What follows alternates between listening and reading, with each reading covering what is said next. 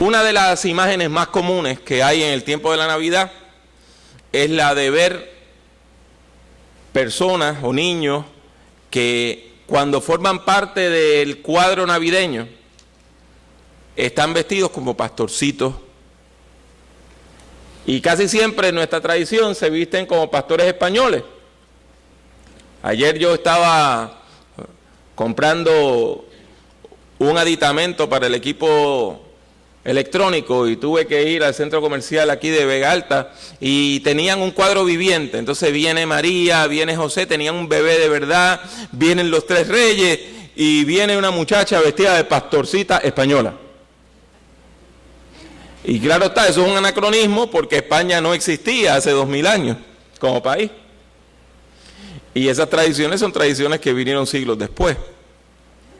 Sin embargo, es muy común en nuestra cultura que se haga eso, y aunque en el mundo antiguo no habían pastoras, pues ahora también se visten niñas o jovencitas como tales. Y esas son tradiciones bien simpáticas, son muy bonitas, pero esas tradiciones tan simpáticas son muy distintas a lo que la Biblia nos dice acerca del nacimiento de Jesús. De acuerdo al evangelista Lucas, Jesús nace en una ciudad que se llama Belén. Y en hebreo, Belén se dice Beth-Lehem. Beth quiere decir casa y Lehem quiere decir pan. Así que Belén quiere decir la casa del pan. Y esta era una ciudad que estaba en Judea, en la antigua Judá. Y se entendía que de ahí había venido la familia del rey David. Que cuando David nace y se cría en esa ciudad, y de ahí es que él llega a formar parte de la clase real de Israel. Para el tiempo de Jesús, a pesar de que esta era una ciudad tan famosa, seguía siendo una aldea relativamente pequeña. Quizá tendría 100 o 200 habitantes, no más de eso. Y era un lugar modesto donde no todo el mundo tenía casa. Una de las cosas que a nosotros se nos hace bien difícil de comprender, y yo que las he visto, se me hace difícil de comprenderla. En el tiempo de Jesús mucha gente vivía en cuevas, vivían en grutas, porque Palestina es un territorio donde hay mucha piedra y hay muchas piedras volcánicas, y muchas de esas piedras pues tienen unas burbujas de aire que cuando se seca la lava hacen unas grutas o unas cuevas. Pues mire, eso es bien común. Y la gente pobre que no podía construir una casita pues vivían en una de esas cuevas. En un pueblo tan pequeño como Belén,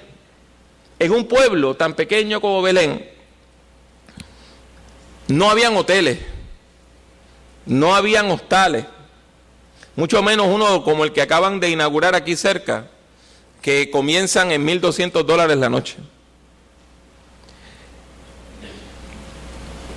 Sino que cuando hablamos de un mesón, probablemente era que alguna persona que tenía una casa, de las personas que sí podían tener casas, hacían un cuartito aparte, y ese cuartito se convertía en cuartito de huéspedes. Y en ese cuartito ellos lo que hacían era que hospedaban a las personas que iban pasando, porque rara vez iba alguien a pasar varios días allí en Belén, sino que eran personas que iban de paso y lo que necesitaban era pasar una noche. Así que el mesón probablemente era 1 o 2 cuartitos, y eso explica por qué cuando llega esta pareja joven, pobre, del norteño, no encuentran un lugar donde descansar. Y ahí, cuando se ven obligados a buscar un lugar, lo único que le ofrecen es una cueva. Porque aunque yo sé que usted está acostumbrado a ver un pesebre de madera, El pesebre no era más que una cueva. Y todavía se encuentran esa cueva, y encima de esa cueva hay construido una iglesia, y usted entra a la iglesia y baja por una escalerilla y puede ver esa cueva que utilizaban para guardar los animales en las noches frías y guarecerlos de la lluvia en los días de tormenta. Lucas 2:8 nos dice que en ese lugar había pastores en la misma región que velaban y guardaban las vigilias de la noche sobre su rebaño. Eso de las vigilias de la noche se refiere a que en el mundo antiguo la gente no tenía relojes como usted y como yo, y la noche no la contaban por horas sino por vigilia. Dividían la noche en 4 pedazos, más o menos de 6 a 9, 9 a 12, 12 a 3 y 3 a 6. Y era la primera, segunda, tercera y cuarta vigilia de la noche. Y este grupo de pastores que está por allí, yo le aseguro que para los habitantes de Belén era muy mala noticia que andaran esa gente por allí. Porque, aunque nosotros los hemos idealizado y los vemos como gente muy linda y qué preciosos esos pastorcillos, para la gente en el mundo antiguo que llegaran un montón de extranjeros, un montón de gente extraña, con centenares de ovejas, no eran buenas noticias. Primero, porque las ovejas se comen hasta las raíces de las plantas. Entonces imagínese usted es un agricultor, usted es un hacendado, usted tiene todo sembradito, se descuida, pasan 2 o 3 días y cuando ve, han pasado 100 o 200 ovejas por allí y todo el trabajo que usted ha tenido en los últimos meses se fue a pique. Y cuando usted va, no quedan ni las raíces de las matitas para que retoyen. Pero el otro problema era el bandidaje. Aunque usted no lo crea, muchos de estos pastores se dedicaban al robo. ¿Por qué? Porque ellos andaban de sitio en sitio. Y usted pues salía de su casa y veía a lo lejos que en una montaña cercana había un pastor con un rebaño y usted se trataba de asegurar que no se le acercaran a la casa, que no le comieran los cosechos. Y un buen día usted se levantaba y decía, ¡ay, qué bueno se fueron! Y cuando buscaba en su covacha, pues todas sus herramientas de trabajo también se le habían ido. Y ellos se las habían llevado y las habían vendido en algún sitio. ¿Y quién se va detrás de esa gente? Si uno no sabe ni para dónde van. También eran vistos como hombres sin honor. Déjenme explicarles por qué. Ellos pasaban mucho tiempo lejos de sus casas. Por lo tanto, dejaban a sus esposas y a sus hijos solos por meses y meses y meses. Y los vecinos tendían a decir, bueno, y esa muchacha sola ahí por tantos meses, con algún otro hombre estará.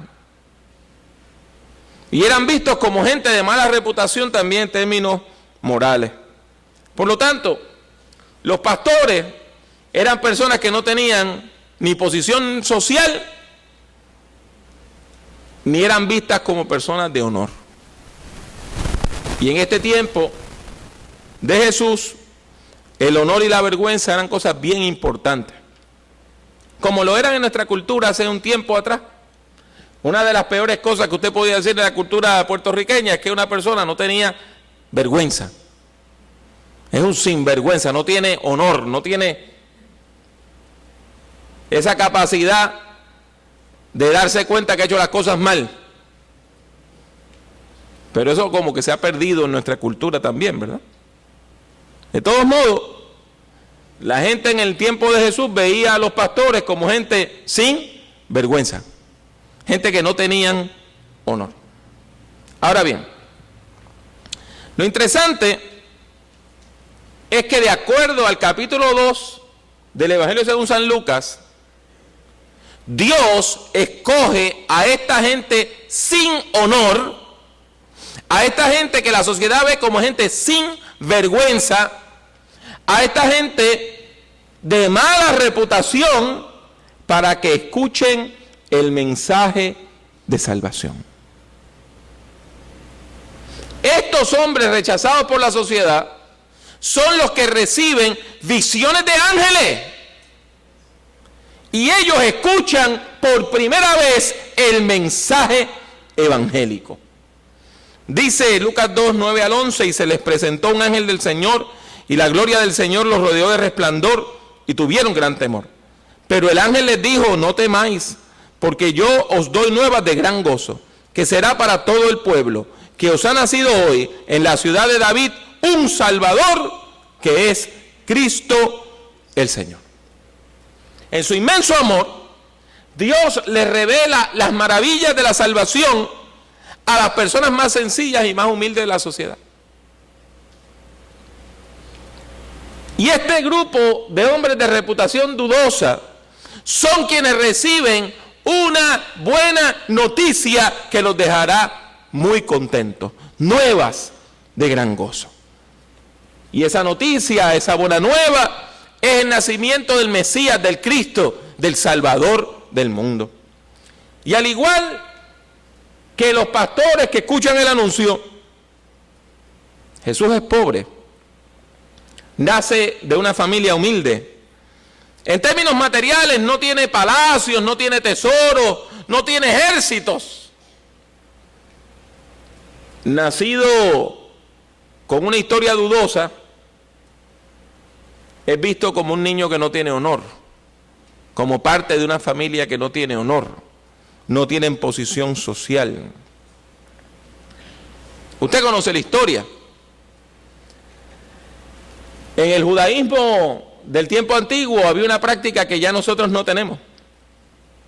Y es que una pareja firmaba el contrato matrimonial, firmaba el acuerdo matrimonial, pero después vivía casi un año separada. Y como al año era que se hacía la ceremonia. No vivían juntos hasta la ceremonia, pero durante ese tiempo que estaban viviendo aparte, ya eran considerados legalmente esposos. Y es durante este tiempo que María queda embarazada. Y José sabe que el niño no es de él, porque él no ha estado con ella. Y no es hasta que recibe visiones de ángeles que se da cuenta que lo que ha ocurrido es un milagro. Sin embargo, para los vecinos que estaban mirando y la gente que se dedica al periodismo folclórico, lo que había ocurrido era una poca vergüenza. Y esa muchachita no tenía decencia, porque estando casada con uno, había quedado embarazada de quién sabe quién. Este niño sin honor es pobre. Y por eso los ángeles le dicen a los pastores que cuando lo hallen, lo van a encontrar envuelto en pañales, acostado en un pesebre. No en una cuna, no en una casa, no en una cama cómoda, sino allí donde se guardan a los animalitos. Allí es que está el niño Dios, el príncipe del universo y salvador del mundo. Está allí en el abrevadero donde descansan los animalitos. Sin embargo, esa todavía no es la parte más chocante de la historia. La parte más chocante se encuentra en los versículos 13 y 14, que comienzan diciendo: y repentinamente apareció con el ángel una multitud de las huestes celestiales que alababan a Dios y decían: gloria a Dios en las alturas y en la tierra paz, buena voluntad para con los hombres. Ya no es un ángel, es un ejército de ángeles que rodean el cielo y empiezan a dar un concierto de Navidad. Y dan gloria a Dios y proclaman paz en la tierra. Ese es tema para otro sermón. Pero nada más para que tengan una idea, en la propaganda del Imperio Romano de ese tiempo se hablaba de algo que se llamaba la paz romana. Y la paz romana había sido traída a ustedes gracias al emperador César Augusto, que se había autoproclamado como una divinidad, como un Dios. Y los ángeles le están diciendo al mundo que la paz no es esa, la del imperio, no es la del ejército, no es la que se impone con las armas, sino aquella que está representada en un bebé que nace donde se crían a los animalitos. Pero eso es otra historia. El cántico de los ángeles no solamente celebra a Dios por proveer salvación, no solamente proclama la paz, sino que Dios llama gente de buena voluntad a este grupo de personas a que la gente llamaban ladrones y desvergonzados. Ahora bien, ¿qué quiere decir eso de buena voluntad? Permítame decirle que esa frase es dificilísima de traducir. Usted sabe que el Nuevo Testamento no fue escrito en español, sino que fue escrito en griego. Y cuando usted lee esa frase, el problema es que tiene una palabra que no existe en español.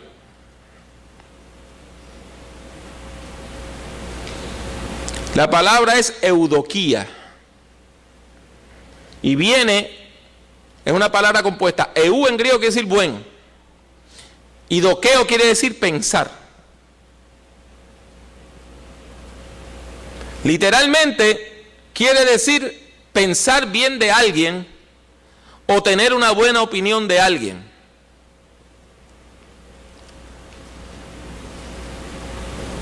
Y el texto lo que dice es que Dios afirma que va a traer salvación y paz a la gente de quien Él piensa bien. La gente que gozan de su favor. Por eso la traducción en lenguaje actual dice para todos los que Dios ama, y la Reina Valera contemporánea dice a todos los que gozan del favor de Dios, y la palabra de Dios para todos dice para la gente que agrada a Dios.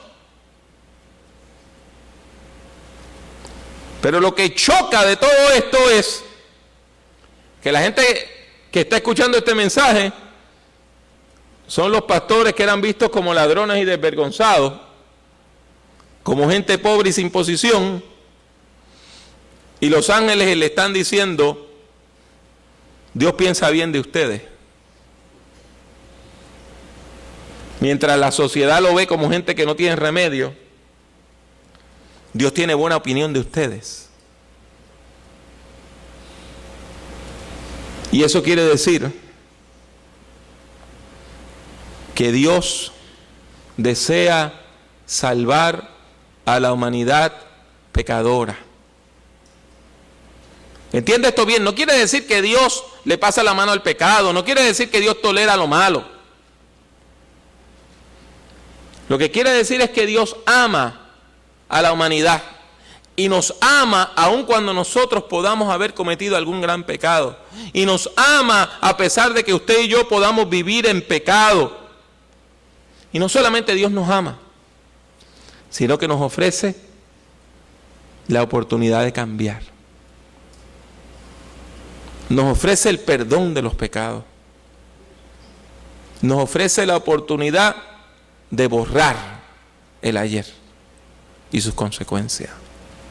Comenzar de nuevo. Comenzar de nuevo. Mirando el futuro con esperanza. Comenzar de nuevo.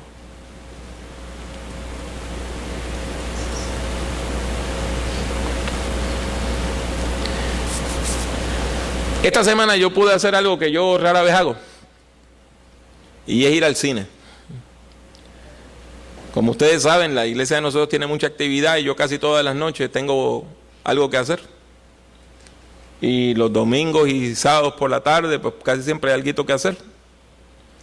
Pero aprovechamos y vimos una película que está basada en una vieja obra francesa escrita por Víctor Hugo, que se llama Los Miserables. Y hay un momento donde un inspector de la policía está buscando a un fugitivo que se llama Jean Valjean.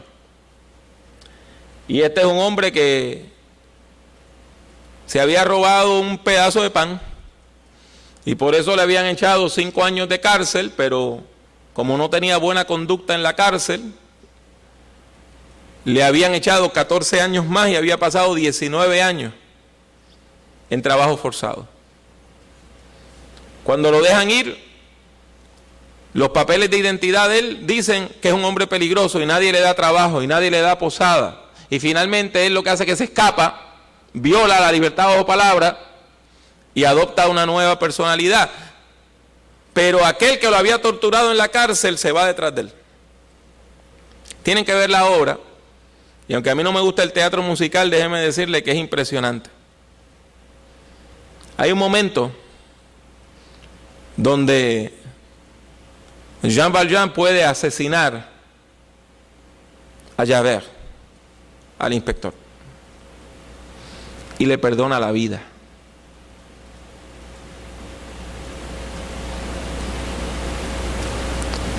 Y Javert no puede vivir con el perdón. Y para ver el final tiene que ver la película. Pero es bien interesante cómo hay personas que no pueden vivir perdonadas. El escándalo de la cruz es que Dios nos ofrece un perdón que no merecemos, gratuito, como el que le ofrecía a Jean Valjean al inspector. Un perdón que ni usted ni yo merecemos. Dios nos lo regala y nos da la oportunidad de volver a comenzar. ¿Qué usted va a hacer con ese nuevo comienzo en su vida? Ahí es que está lo que distingue a la persona de fe de la persona que vive lejos de Dios. Hay personas que reciben ese perdón